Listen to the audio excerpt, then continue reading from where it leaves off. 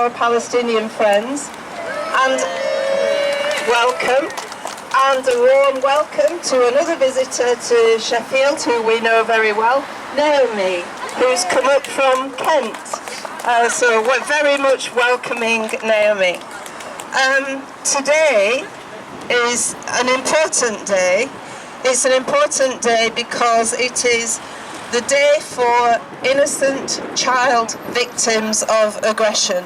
You might say all child victims of war and aggression are by definition innocent, but this is the day, and the children of Palestine are indeed just such children.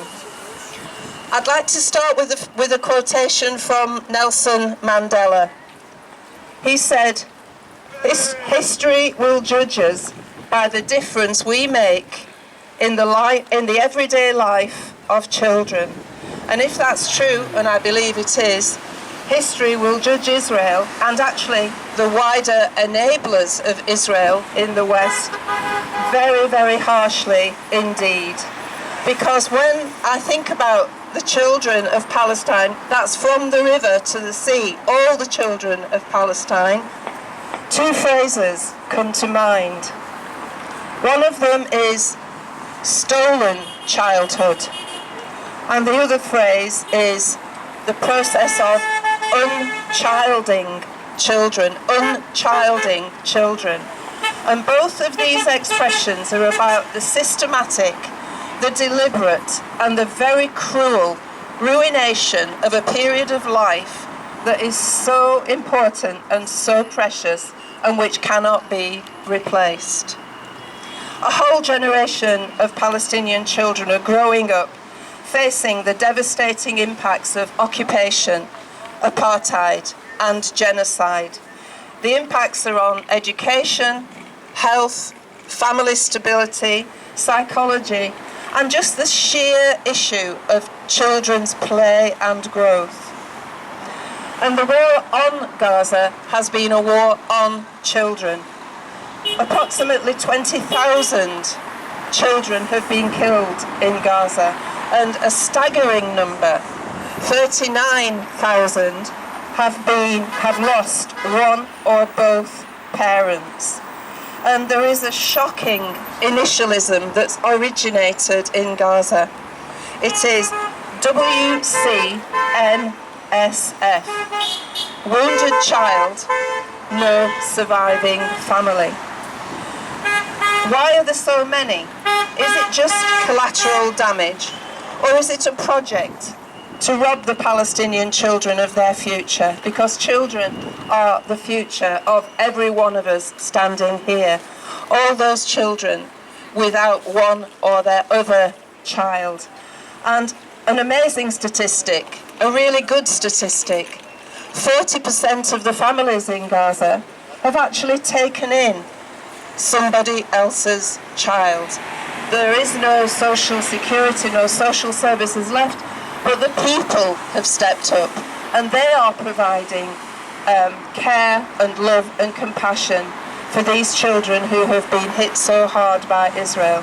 And the attack on Palestinian children has also been an attack on the people and the groups who defend and support them.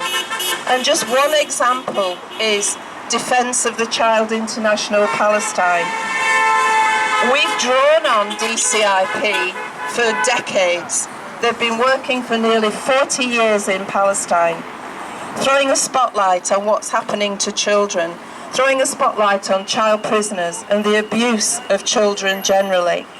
And then after this number of years of tireless work, they've been forced to close. And they've been forced to close because Israel has declared them to be a terrorist organisation, along with other equally admirable Palestinian groups, a terrorist organisation. And to its eternal shame, countries in the EU withheld funding from the DCIP, and the Israeli occupation forces ransacked their offices and essentially made life and work impossible.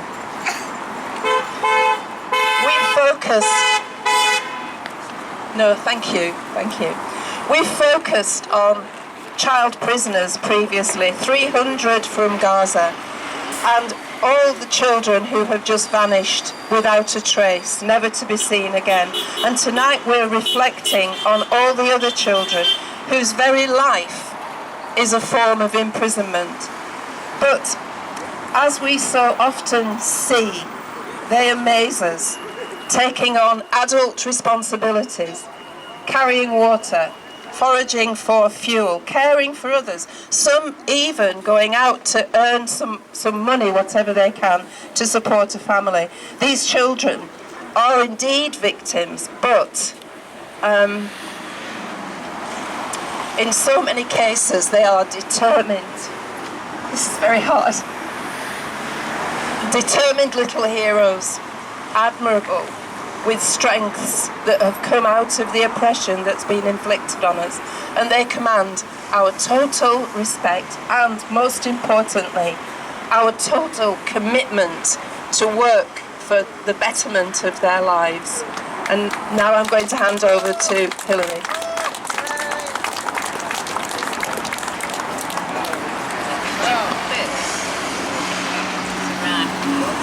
So,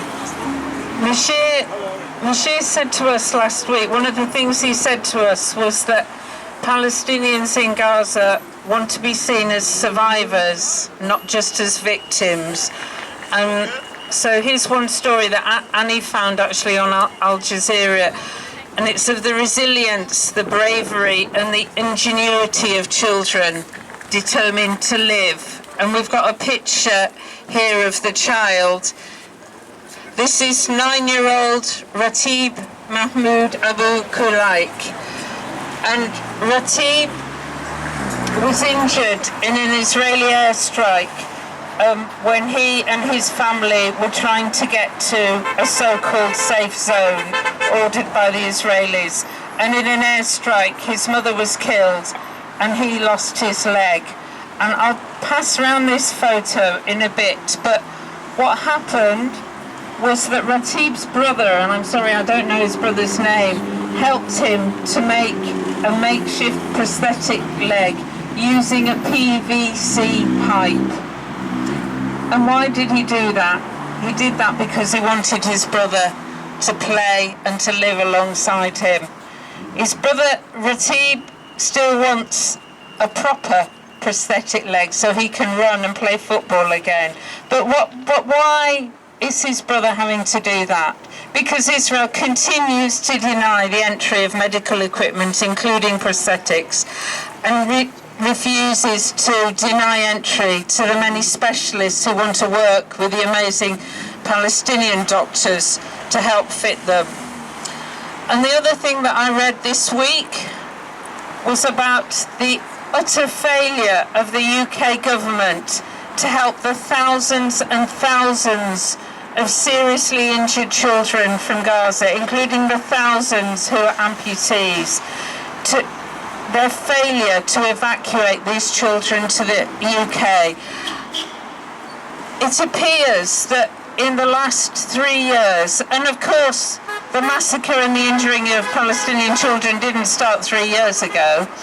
There were many, many children suffering serious injuries from Israel way before that. But in total, the UK government has allowed only 50 children to come to the UK, and most of them without their families. And Palestinian children, because they're resourceful, because they're brave, and because they have to stand up for their own rights, some of them went to Parliament 3 days ago and asked the UK government why it isn't doing more to help the thousands and thousands of Palestinian children, not just the injured, but the children who are suffering from cancer and other serious diseases. There's 2 boys, Obeida and Mahmoud, that did come here, I think in 2025. And Obeida, who is in a wheelchair and facing many, many operations, he said, "I want to say that the children of Gaza are just as valuable as children elsewhere." And his friend Mahmoud, who is a bit younger, I'm not sure how old he is, he talked about the fact that they're there, and Mahmoud, amongst other things, had to have a kidney removed. And Mahmoud has had to face all that without his family, without his parents, without his brothers and sisters. And Mahmoud said, people think that we are happy to be in the UK, but without our parents, without our brothers and sisters, we are not alive. And last year, Starmer met, I think, with both of these boys. He certainly met with Obeda, and he promised at that meeting, and they were thrilled at that time, to have an invitation to meet with the Prime Minister of this country, and thought that some form of justice was going to be carried out. And Obeda says that Starmer said to them, we will be bringing more children here. We will be bringing a total of 300. And actually that's a pitiful total. And we will be bringing your family over. And here we are in May 2026. Lies, lies, lies. These children have not come. And Obeda and Mahmoud are still without their family, without their parents, without their brothers and sisters. And I read this news, which I found because we were having this special day today. I found on the internet. It's not because it's all over the mainstream news. And I contrasted that with the news that I heard yesterday, which was that our government is bothered about the NHS. What is it bothered about? It's bothered about stopping doctors and nurses wearing badges to say that they want to stand up against the genocide. It's about stopping our doctors and nurses wearing their uniform on marches and demonstrations when all they are doing is asking for lives to be saved. And instead of that, instead of bringing children here, instead of stopping sending arms and weapons to support the Israeli genocide, what is our government doing? It's talking about badges, and badges upsetting people. That's the shame of our government. But let's remember the resilience and the bravery of Palestinian children. Yeah. Thanks. Mushia, do you want to say?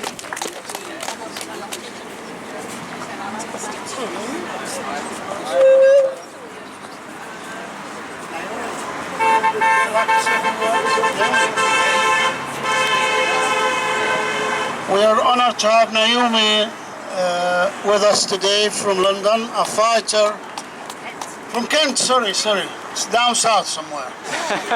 You don't count. She's a staunch supporter of the Palestinian cause for many years.